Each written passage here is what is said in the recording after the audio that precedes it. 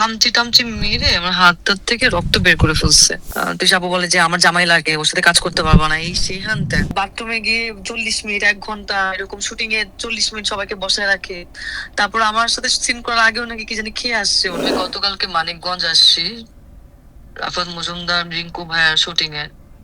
তো এখানে তানজিন তিশা আছে, সৈয়দুজ্জামান সেলিম ভাইয়া আছে, তারপরে মোমেন আন্টি আছে, আর মীর রাব্বি আছে এবং আমি আছি।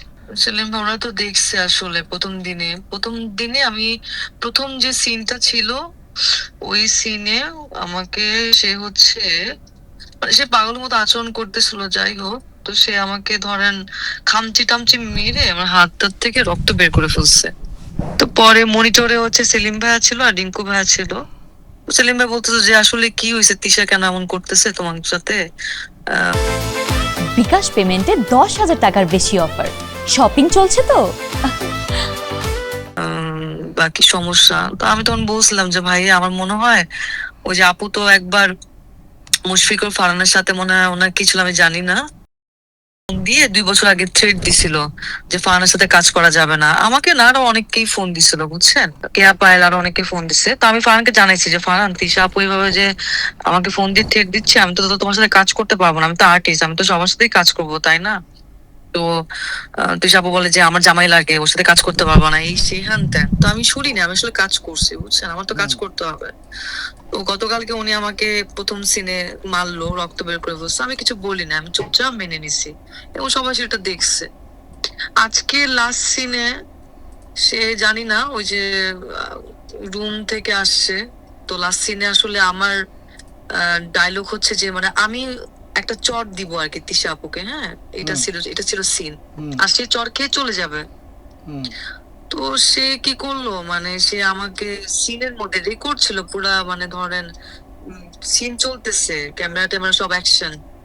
তো তাকে আমি তো টেকনিক্যালি তো আর্টিস্ট অনেক ভাবেই তো আলতো করে ছুঁয়ে দেয়, আমি তাকে আস্তে করে গালে ছুঁয়ে দিছি। কিন্তু সে কি করলো, যে এতগুলা মানিকগঞ্জে এত মানুষ শুটিং দেখতেছে, তারপরে সেটা এত মানুষজন, ডিউপি থেকে শুরু করে এডিমেডি তারপরে অ্যাসিস্ট্যান্ট সবাই ছিল মেকআপের, আমাকে সে এলো পেতারি গালের মধ্যে এমন ভাবে মারলো, আমার কান থেকে দুল ছিটকে কই পড়ে গেছে, আমার চোখ বাম চোখ ফুলে গেছে।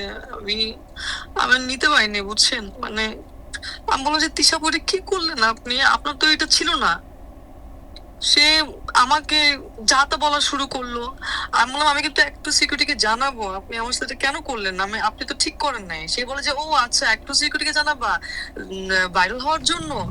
আমাকে তো যেটা অপমান করার করে ফেলছে, কালকে থেকে আমাকে মারতেছে, আজকেও মারলো। তো আমি তো ভাবলাম যে আমি ওর থেকে শিখবো, এত বড় সিনিয়র আর্টিস্ট উনি, তানজিন তিশার কাছ থেকে আমি শিখবো জানবো।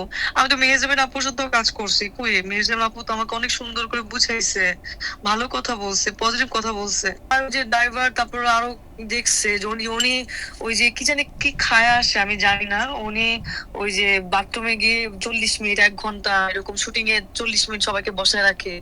তারপর আমার সাথে সিন করার আগেও নাকি কি জানি খেয়ে আসছে উনি।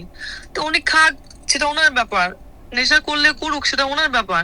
কিন্তু আমাকে কেন উনি মারলো, তাই না? আমি একটু সিকিউরিটি কাজকে জানাবো, আমি ঢাকায় যাচ্ছি, আমি অলরেডি আমার গাড়িতে আমি রওনা দিচ্ছি, ওই এক কাপড়ে আমি সব কিছু নিয়ে চলে আসছি। আমি আমার সব যা যা সিন করার সেগুলো আমি সব সুন্দর করে করছি, কিন্তু লাস্ট মোমেন্টে আমাকে এইভাবে মারলো, এটা তো নিতে পারিনি ভাইয়া। আমি গতকালকে মাইর খাইছি, আমি সেটা চুপচাপ করে মেনে নিচ্ছি, কিন্তু আজকে আমি মানতে পারি না, কারণ আজকে আমি অনেক ব্যথা পাইছি, আমার চোখে অনেক জোরে বাড়ি আসছে, বুঝছেন, এমন ভাবে মারছে আমাকে চড়গুলা।